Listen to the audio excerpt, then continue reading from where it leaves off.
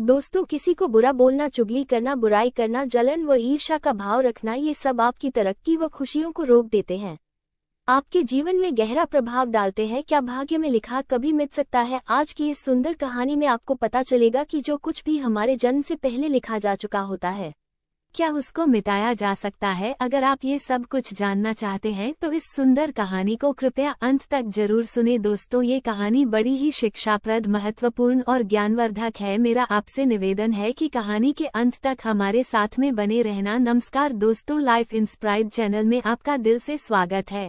प्राचीन समय की बात है। एक गांव में रामू नाम का गरीब किसान रहता था। उसके परिवार में सिर्फ वह और उसकी पत्नी रहती थी। किसान के घर में बहुत समय के बाद एक लड़के का जन्म हुआ। किसान और उसकी पत्नी बहुत खुश थे। सभी आसपास के लोग किसान को बधाई देने के लिए आ रहे थे। एक दिन सुबह का वक्त था, तभी किसान के घर के बाहर से एक साधु ने भिक्षा के लिए आवाज लगाई। किसान के घर में आज खुशी का दिन था, इसलिए उसने साधु महाराज को अंदर बुला लिया और उन्हें बैठने के लिए कहा। जब साधु महाराज बैठ गए तो किसान ने साधु महाराज से कहा, महात्मा जी, हमारे घर में बहुत समय के बाद बच्चे का जन्म हुआ है, आप कृपया करके इसका नामकरण कर दीजिए। साधु ने जैसे ही बच्चे को अपनी गोद में उठाया, तभी साधु ने देखा कि बच्चे की बाजू पर एक चिन्ह बना हुआ है जो राजयोग को दर्शाता है। साधु बच्चे की बाजू के ऊपर चिन्ह देखकर हैरान रह गया। किसान ने जब साधु को हैरान परेशान देखा तो उसने कहा, महात्मा जी, क्या बात है, आप इतना परेशान क्यों नजर आ रहे हो? साधु ने कहा, बेटा, मैं परेशान नहीं हूँ, बल्कि मैं तो बहुत खुश हूँ, क्योंकि तुम्हारा बेटा बहुत किस्मत वाला है। तुम्हारे बेटे की किस्मत में राजयोग लिखा है। किसान ने कहा, महात्मा जी, मैं आपकी बात समझा नहीं, आप क्या कहना चाहते हो? साधु ने कहा, बेटा, तुम्हारा पुत्र एक दिन राजा बनेगा। इसका विवाह 16 वर्ष की आयु में इस राज्य की राजकुमारी के साथ होगा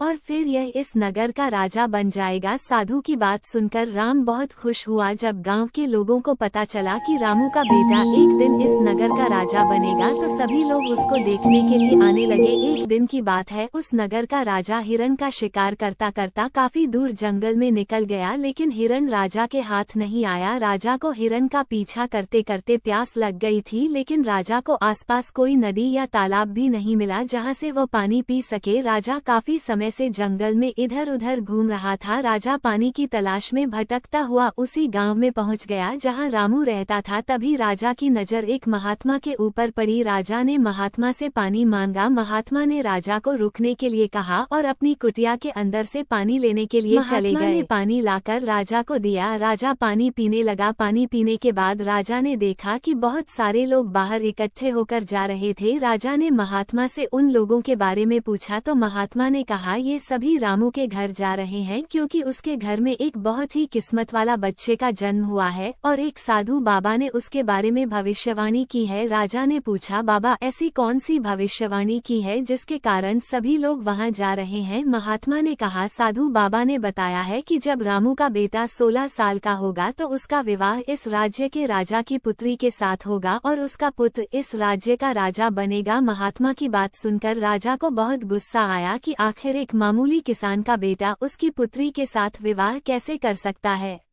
राजा ने महात्मा से कहा, महात्मा जी, मैं ही इस राज्य का राजा हूँ और आप क्या सोचते हो, एक मामूली किसान के बेटे के साथ मैं अपनी बेटी की शादी कर दूंगा? महात्मा ने कहा, राजन, जो इस बच्चे के भाग्य में लिखा है उसे कोई नहीं मिटा सकता। राजा को अपनी ताकत पर बहुत घमंड था। उसने कहा, महात्मा जी, मैं भगवान का लिखा हुआ आपको मिटाकर दिखाऊंगा। महात्मा ने मुस्कुराते हुए कहा, राजन, मैं भी यही हूँ और आप भी यही है, देखते हैं। राजा ने महात्मा को प्रणाम किया और वापस अपने महल चला गया। रात को राजा को नींद नहीं आ रही थी। वो यही सोच रहा था कि किसी भी हालत में उस साधु की भविष्यवाणी को सच नहीं होने देनी है। अगले दिन राजा अपना वेश बदल रामू के गांव में पहुंच गया।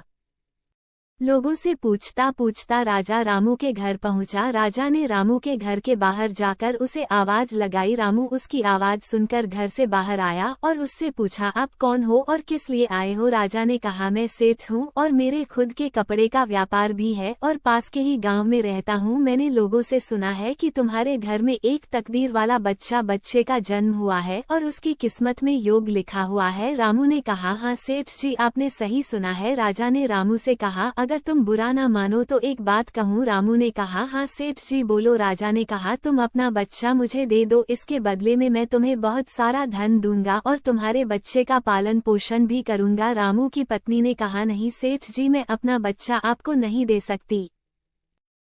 राजा ने कहा, तुम एक मामूली से किसान हो, तुम अपने बच्चे का पालन पोषण अच्छी तरह से कैसे कर सकोगे? रामू ने सेठ की बात सुनकर कहा, हाँ सेठ जी आप ठीक कहते हो, हम इस बच्चे का पालन पोषण अच्छी तरह से नहीं कर सकेंगे। रामू की बात सुनकर उसकी पत्नी ने कहा, ठीक है सेठ जी, मैं आपको अपना बच्चा देने के लिए तैयार हूँ, लेकिन जब ये 16 साल का हो जाएगा तब आप मुझे इसे वापस कर दोगे? राजा ने कहा, हाँ ठीक है, जब तुम्हारा बच्चा 16 वर्ष का हो जाएगा तो मैं इसे तुम्हें वापस कर दूंगा। ये कहकर राजा ने बच्चे को ले लिया और वहाँ से चला गया। राजा अपने साथ बच्चे को लेकर एक नदी पर पहुँचा। राजा ने सोचा था कि वो बच्चे को नदी में छोड़ देगा और उसकी मृत्यु हो जाएगी, लेकिन बच्चे का मासूम चेहरा देखकर उसको नदी में छोड़ने की हिम्मत नहीं हुई। बहुत सोचने के बाद राजा ने लकड़ी का एक संदूक लिया और बच्चे को संदूक में बंद करके पानी में बहा दिया। राजा ने सोचा संदूक गहरी नदी में जाकर अपने आप ही डूब जाएगा और यह बच्चा मर जाएगा। ये सोचकर राजा अब निश्चित होकर वापस राजमहल में चला गया कि अब ये बच्चा वापस नहीं आएगा और मेरी बेटी के साथ इसकी शादी भी नहीं होगी। मैंने भाग्य का लिखा हुआ मिटा दिया। उधर वो संदूक बहता हुआ एक नदी के किनारे पर पहुंचा, जहां पर एक धनवान सेठ सूर्य देवता को जल चढ़ा रहे थे। उस सेठ ने जब संदूक को खोलकर देखा तो उसके अंदर एक बच्चे को देख वह हैरान हो गए। उस सेठ की कोई संतान नहीं थी। सेठ उस बच्चे को अपने घर ले गया। सेठ की पत्नी बच्चे को देखकर बहुत खुश हुई। उसने जब सेठ से पूछा कि यह बच्चा किसका है तो सेठ ने उसको बच्चे के बारे में बताया कि कैसे वो उस नदी में बहता हुआ मिला है। सेठ और उसकी पत्नी ने बच्चे के लिए भगवान को हाथ जोड़कर धन्यवाद किया। अब वो बच्चा सेठ के घर में पलने लगा। सेठ ने उस लड़के का नाम सूरज रखा था। इसी धीरे धीरे 16 वर्ष बीत गए। सूरज बहुत ही समझदार और बुद्धिमान था। एक दिन सूरज को अध्यापक पढ़ा रहा था। अध्यापक जो कुछ भी पूछता सूरज तत्काल उसका जवाब दे देता। ये देखकर अध्यापक ने सूरज को कहा, तुम तो बहुत ही समझदार और ज्ञानी हो, तुम आगे चलकर बहुत बड़े आदमी बनोगे। अध्यापक सूरज की प्रशंसा कर रहा था कि तभी वहां से वही राजा गुजर रहा था जो किसी दूसरे राज्य में किसी काम से जा रहा था। राजा ने जब सूरज की तरफ देखा तो राजा वहीं पर रुक गया। राजा ने सूरज से पूछा, बेटा तुम कौन हो और कहाँ रहते हो और तुम्हारे पिताजी का नाम क्या है? सूरज ने कहा, महाराज मैं सेठ हीरालाल का पुत्र हूँ। ये पूछकर राजा वहां से चला गया। अपना कार्य करने के पश्चात राजा जब वापस आया तो वह सेठ हीरालाल के घर गया और उसने हीरालाल से कहा, तुम्हारा बेटा बहुत ही समझदार और बुद्धिमान है। सेठ हीरालाल ने राजा की बात सुनकर कहा, महाराज मैं उसका असली पिता नहीं हूँ, मैंने तो उसे सिर्फ पाला है, लेकिन वो मेरे लिए बेटे से भी बढ़कर है। राजा ने सेठ हीरालाल से पूछा, क्या ये लड़का आपका पुत्र नहीं है? तो फिर ये लड़का आपको कहाँ से मिला? फिर सेठ हीरालाल ने राजा को सारी कहानी सुनाई कि कैसे वो उसे बहते हुए पानी में एक संदूक से मिला था। जब राजा ने सेठ हीरालाल की बात सुनी तो वो चौंक गया। राजा समझ गया था कि यह बच्चा वही है जिसे मैंने 16 साल पहले नदी में बहा दिया था।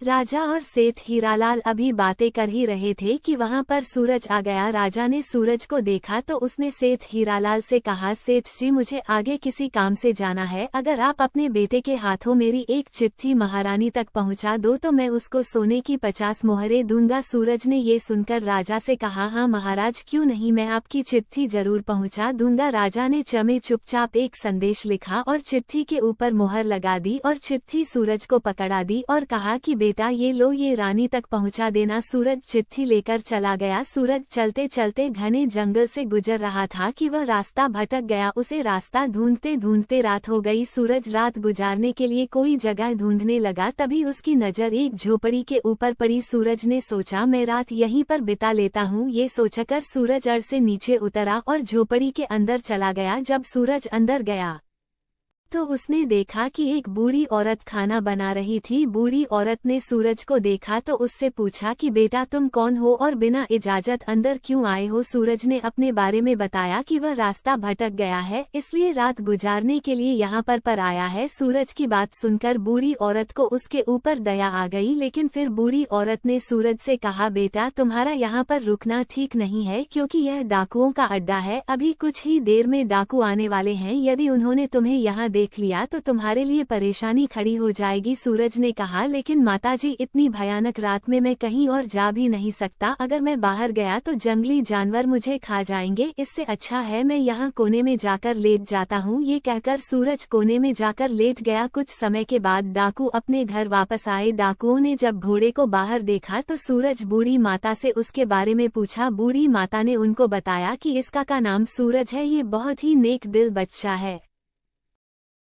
और यह राजा के काम से राजमहल जा रहा है। जब डाकुओं ने ये सुना तो उन्हें कुछ संदेह हुआ। वह राजा की हरकतों के बारे में जानते थे, इसलिए उन्होंने सूरज की जेब से चिट्ठी निकाली और उसे पढ़ने लगे। जैसे ही डाकुओं ने वह चिट्ठी पढ़ी तो वह सब समझ गए। बूढ़ी माता ने उनसे पूछा, चिट्ठी में क्या लिखा है? उनमें से एक डाकू ने बताया कि चिट्ठी में लिखा है कि जैसे ही यह लड़का तुम्हारे पास पहुंचे इसको उसी समय मरवा कर कहीं दूर दफना देना। ये काम मेरे पहुंचने से पहले हो जाना चाहिए। बूढ़ी माता ने जब ये बात सुनी तो बोली, यह राजा कितना दुष्ट है, जिसके हाथों चिट्ठी भिजवा रहा है उसी को मरवाने का आदेश भी दे रहा है। ये सोचकर बूढ़ी माता ने सोचा कि मुझे इस मासूम को बचाना चाहिए। उसने डाकुओं से कहा। तब डाकुओं ने दूसरी चिट्ठी लिखकर उस चिट्ठी से बदल दी और वापस सूरज की जेब में रख दी। इसके बाद डाकू वहां से चले गए। सुबह होते ही सूरज उठा और बूढ़ी माता को धन्यवाद देकर वहां से चला गया। सूरज कुछ समय के बाद ही राजमहल पहुंच गया और उसने चिट्ठी महारानी को दे दी। महारानी ने चिट्ठी पढ़ी तो चिट्ठी में लिखा था कि यह लड़का बहुत ही बुद्धिमान और ज्ञानी है, ये राजकुमारी से विवाह करने लायक है, इसलिए मेरे आने से पहले ही तुम इसका विवाह राजकुमारी से कर दो। महारानी सोचने लगी कि आखिर ऐसे कैसे महाराज किसी अनजान से राजकुमारी का विवाह कर सकते हैं, लेकिन फिर उसने देखा कि चिट्ठी पर राजा की मोहर भी लगी हुई थी, इसलिए ये लड़का झूठ नहीं बोल सकता। ये सोचकर महारानी ने राजकुमारी का विवाह उस युवक से कर दिया। कुछ दिनों के बाद जब राजा वापस आया तो उसे पता लगा कि उसकी पुत्री का विवाह उसी युवक से हो गया है। ये सुनते ही राजा गुस्से से आग बबूला हो गया और उसने महारानी से पूछा, तुमने ये सब क्यों किया? तब महारानी ने बताया कि महाराज, जैसा कि आपने चिट्ठी में लिखा था मैंने वैसा ही किया है। राजा ने महारानी को चिट्ठी दिखाने के लिए कहा। जब महारानी ने चिट्ठी दिखाई तो राजा ने चिट्ठी में कुछ और ही लिखा पाया। ये देखकर राजा ने गुस्से में सैनिकों को कहा, जाओ और जाकर सूरज को पकड़ कर लाओ। सैनिक तुरंत गए और सूरज को पकड़ कर ले आए। राजा ने गुस्से में सूरज से कहा, तुमने धोखे से मेरी पुत्री के साथ विवाह तो कर लिया, लेकिन मैं तुम्हें अपना दामाद स्वीकार नहीं करूंगा। सूरज ने राजा की बात सुनकर कहा, लेकिन महाराज मैंने तो आपके साथ कोई धोखा नहीं किया है। राजा ने सूरज की बात सुनकर कहा, तुम मुझे भी बेवकूफ बनाना चाहते हो, लेकिन मैं तुम्हें अपना दामाद स्वीकार नहीं करूंगा। अभी दोनों की बात चल ही रही थी कि एक सैनिक ने आकर राजा से कहा, महाराज बाहर एक महात्मा आए हैं, वो आपसे इसी समय मिलना चाहते हैं। राजा ने महात्मा को अंदर लाने का आदेश दिया। महात्मा जी अंदर आए तो राजा ने उठकर उनको प्रणाम किया और उनके आने का कारण पूछा। महात्मा ने कहा, राजन लगता है आपने मुझे पहचाना नहीं। राजा ने कहा, नहीं महाराज मैंने आपको नहीं पहचाना नहीं। महात्मा ने मुस्कुराते हुए कहा, राजन मैं वही हूँ जिसे तुम आज से 16 वर्ष पहले भाग्य का लिखा मिटाने की बात बोलकर आए थे। जैसे ही महात्मा ने यह बात कही राजा एकदम से चौंक गया, उसे सब कुछ याद आ गया। महात्मा ने मुस्कुराते हुए कहा, क्यों राजन भाग्य का लिखा मिटा दिया? राजा ने आंखें नीची करके कहा, नहीं महात्मा जी मैं भाग्य के हाथों हार गया। महात्मा ने कहा, राजन भाग्य के हाथों कोई नहीं जीत सकता, इसलिए अब सूरज को अपना दामाद स्वीकार करो और अपना राजपाट उसको सौंप दो। राजा ने कहा, महात्मा जी जैसा आपने कहा है वैसा ही होगा। राजा को समझाकर महात्मा जी वहां से चले गए। राजा ने सूरज से माफी मांगी और सारा राजपाट उसको सौंप दिया। तो दोस्तों कैसी लगी आपको ये कहानी? आप हमें कमेंट सेक्शन में जरूर बताना और अच्छी लगी हो तो इस चैनल को सब्सक्राइब जरूर कर लेना। तो चलिए मिलते हैं ऐसी ही कोई नई कहानी में, तब तक के लिए अपना ख्याल रखें। धन्यवाद और नमो बुद्धाय।